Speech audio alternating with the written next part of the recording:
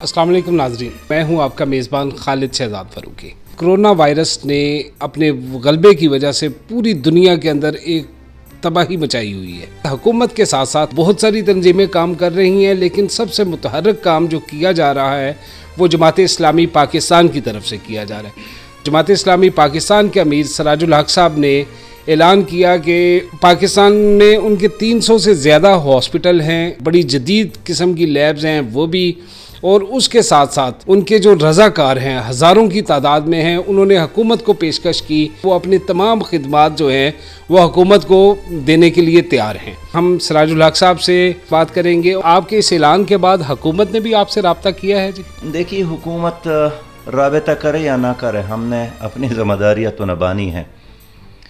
आलम इस्लाम भी और सारी इंसानियत अल्लाह ताला का कुंबा है और हम भी उस कुंबे का एक हिस्सा है, और ज़ाहिर है इस कुंबे को खैर पहुंचाना, मुसीबत से निकालना, इनके ज़ख्मों पर मरहम रखना, मुश्किल से निकालना, ये रज़ा इलाही के उसूल का एक ज़रिया हम समझते हैं। तो इसलिए पहले दिन से हमने अपनी ज़िम्मेदारी महसूस की। हमने मरकज़ी सतह पर अपने इजलासात किए, सूबाई सतह पर किए, फिर अज़ला के सतह पर किए, फिर अल-खिदमत फाउंडेशन के साथ मीटिंग की और एक एक्शन प्लान हमने तैयार किया।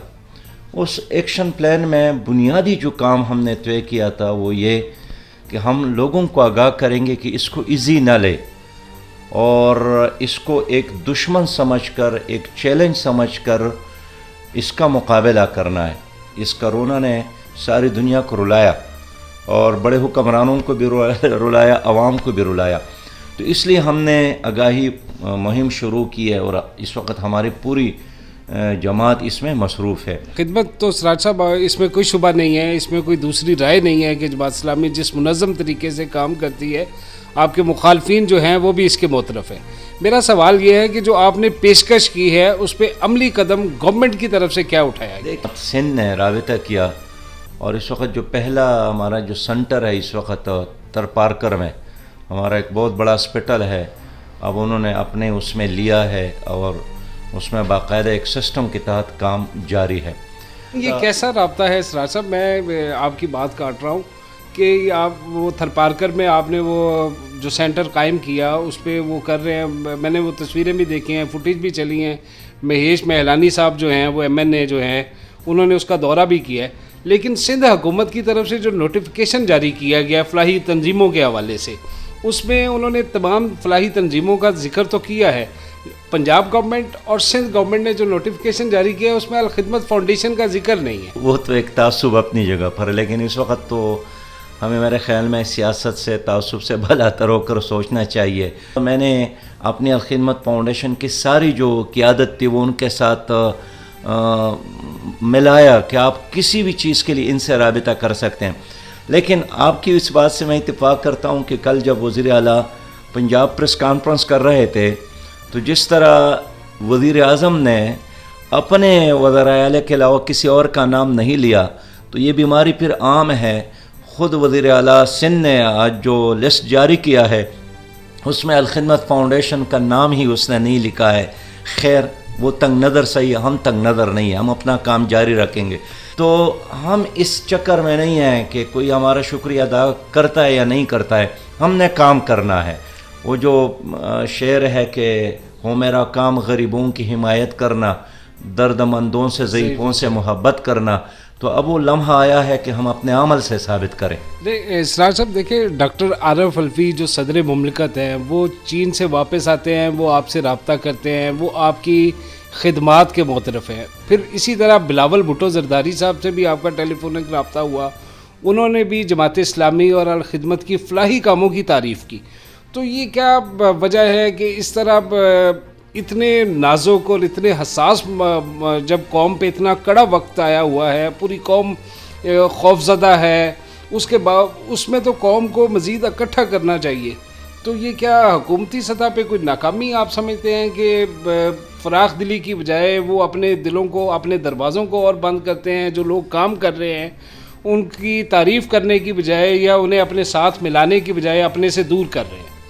میرے خیال میں غیر سنجیدگی ہم اس کو کہہ سکتے ہیں، یا سینس لیس نظام ہے، ہم اس کو یہ کہہ سکتے ہیں، اس لیے کہ اس وقت تو ہمیں چاہیے کہ ہر انسان سے ہم تعاون لیں اور ہر انسان کو تعاون دے، اور ہم تمام سیاسی جماعتوں کو ایک کر لیں۔ ویسا ہونا چاہیے تھا کہ اس وقت بھی حکومت وفاقی سطح پر تمام سیاسی جماعتوں کو خود رابطے میں لاتی۔ حکومتی سطح پہ سرکاری ہسپتالوں میں جو ڈاکٹر حضرات ہیں وہ حکومت کی طرف سے دی جانے والی جو سہولیات ہیں انہیں ناکافی قرار دیتے ہیں اور وہ خوفزدہ بھی ہیں۔ ابھی حال ہی میں آپ کے علم میں ہے کہ گلگت میں ایک نوجوان ڈاکٹر جو اسامہ ریاض تھے، وہ بھی اسی جنگ سے کہ انہیں بغیر کسی ساز و سامان کے وہاں پہ کرونا وائرس کے مریضوں کی حفاظت کے لیے بھیجا گیا، لیکن وہ خود اس کا شکار ہو گیا اور بعد ازاں چند روز وینٹیلیٹر پر رہنے کے بعد وہ اللہ کو پیارے ہو گئے۔ اسی طرح ہمارے جو سرکاری ہسپتال کا عملہ ہے، ان کی پروٹیکشن یہ سب سے زیادہ ضروری ہے جو مریضوں کو کور کر رہے ہیں۔ تو ان ڈاکٹر حضرات کو آپ جیسی ایک بڑی آواز کی بھی بڑی اشد ضرورت ہے کہ ان کی حفاظت کے لیے بھی کسی طرف سے آواز اٹھے نا، تو ان کے بارے میں آپ کچھ کہنا چاہیں گے؟ دیکھیے، جو کچھ وہ کر رہے ہیں اور اس وقت فرنٹ لائن پہ وہ لڑ رہے ہیں، اس پر تو ہم پوری قوم کی طرف سے ان کو خراج تحسین پیش کرتے ہیں، شاباش بھی پیش کرتے ہیں، لیکن توپ اور تپنگ کے بغیر محاذ جنگ پر جانا یہ تو خودکشی ہے۔ اور اس لیے ہم نے حکومت سے کہا ہے کہ اپنے سرکاری ہاسپٹلز کو بھی اور پرائیویٹ ہاسپٹلز میں جو ڈاکٹر کام کر رہے ہیں ان کو بھی وسائل مہیا کر لیں، اس لیے کہ بہت سارے ڈاکٹرز کے ساتھ ہمارا رابطہ ہے اور کہتے ہیں کہ نہ ماسک موجود ہے جو کوالٹی کی چیز ہے، نہ کوئی اور گاؤن موجود ہے جو پہنے کی چیز ہے، نہ کوئی اور محلول موجود ہے جو ہاتھ دھونے کے لیے کام آتا ہے، اور اس لیے توکل کے ساتھ کام جاری ہے۔ اس کا نتیجہ یہی نکلا کہ بہت سارے ڈاکٹر گھروں پہ بیٹھ گئے، اس لیے کہ حکومت نے ان کو کافی حفاظت کی چیزیں نہیں دی۔ تو اب بھی ہم کہنا چاہتے ہیں کہ پرائیویٹ ہاسپٹلز میں بھی اور سرکاری ہاسپٹل میں بھی سب سے پہلی ضرورت یہی ہے کہ طبی عملے کو پروٹیکشن دیا جائے، اس کو اعتماد دیا جائے، اس کی جان کی حفاظت کی جائے۔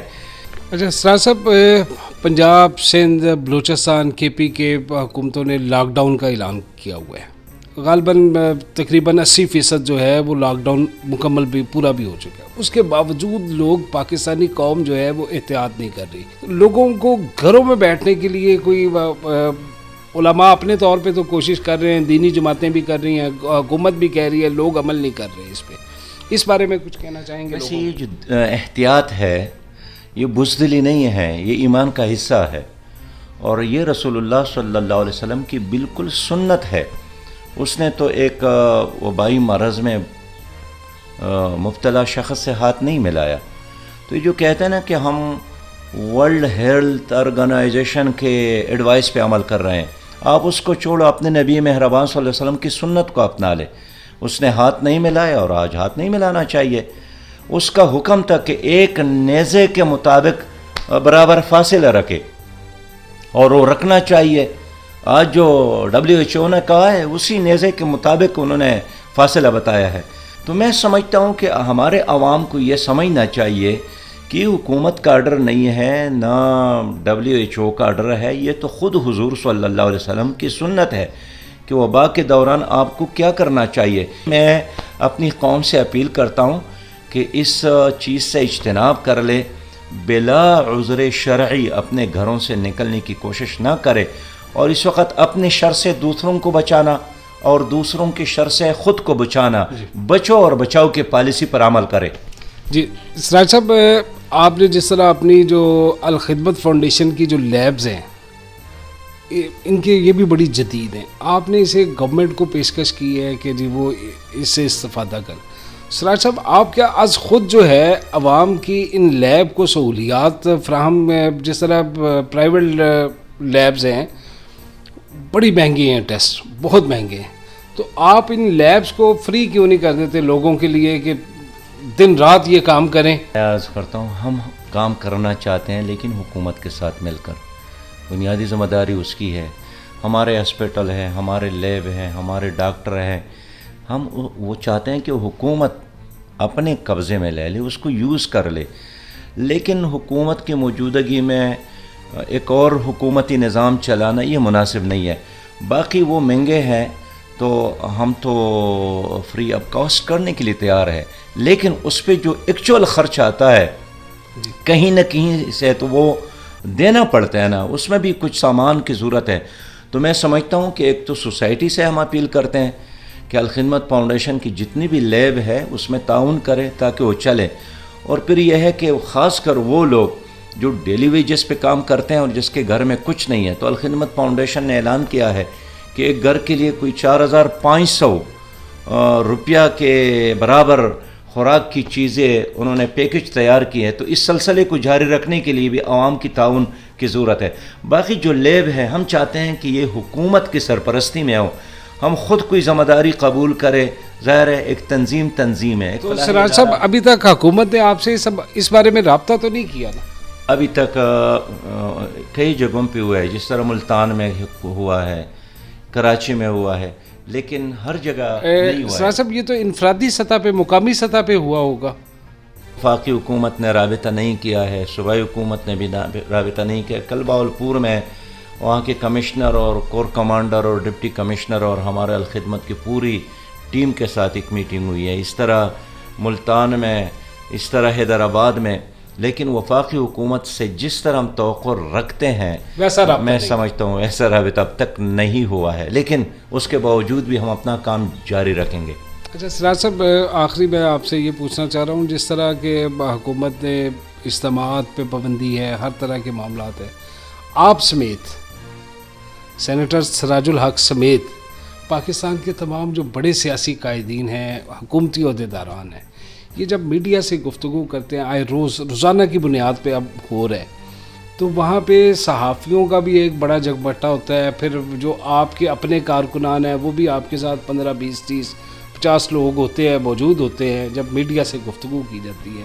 صحافی میدان میں اب ہمارے جو میڈیا کے کچھ چند حضرات ہیں ان میں بھی کرونا کا آیا ہے، تو اس میں کیا یہ تمام سیاسی جماعتوں کو، آپ سمیت تمام سیاسی جماعتوں کو اب میڈیا سے گفتگو جو ہے یہ بھی کوئی ویڈیو لنک کے ذریعے اگر کر کے، تاکہ صحافی بیچارے بھی محفوظ رہیں، اور یہ اس طرح کا کوئی معاملہ ہونا چاہیے یا نہیں؟ صحافیوں کا جو کام ہے اس کو ہم قدر کی نگاہ سے دیکھتے ہیں۔ سچی بات یہ ہے کہ معاشرے میں آگاہی کے لیے میڈیا ہی نے کام کیا، اگر میڈیا یہ شور نہ مچاتی شاید حکومت نے جاگنا نہیں تھا۔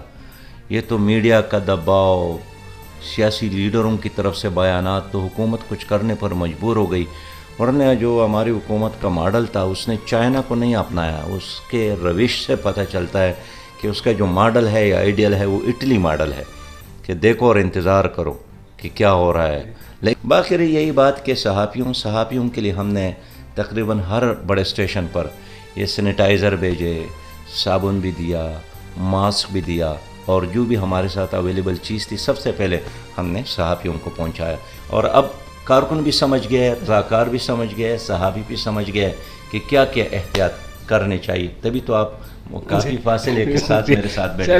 ناظرین، پاکستان میں اس وقت جو حالات چل رہے ہیں اس میں اب آگے جا کے اللہ کرے کہ اللہ ہمیں اس موذی مرض سے نجات دے، اور حکومت سمیت تمام جو فلاحی ادارے کام کر رہے ہیں وہ مل کے ایک ہو کر اس مرض کا مقابلہ کرے۔ اسی میں ہماری بھی بقا ہے، اسی میں پاکستان کا بھی بہتری ہے۔ بہت شکریہ آپ کا۔ اپنے میزبان خالد شہزاد فاروقی کو اجازت دیجیے، بہت شکریہ۔